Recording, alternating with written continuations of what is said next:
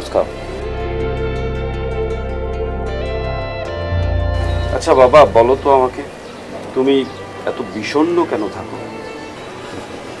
তোমার আর মায়ের এমন সম্পর্ক আমাকে কষ্ট দেয়।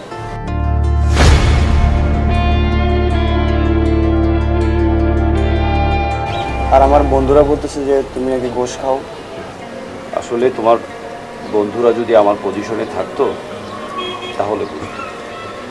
ব্যাপারটা তেমন না। ঘুষ আমাকে খেতে হয় না, ঘুষ এসেই আমার পেটে ঢুকে যায়। আমি যখন তোমার বয়সী তখন আমার সচ্ছলতা ছিল না, আমার খরচটা আমার পকেট থেকে চালাতে হতো। সেটা তুমি বুঝবে না।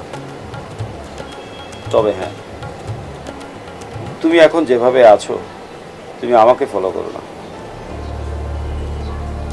তুমি যেভাবে ইচ্ছে, যেভাবে সুখ চাও, যেভাবে শান্তি পাও সেভাবে চলো। তুমি আমাকে ফলো করার কোনো দরকার নেই। আমি কোনো বাধাই দিব না।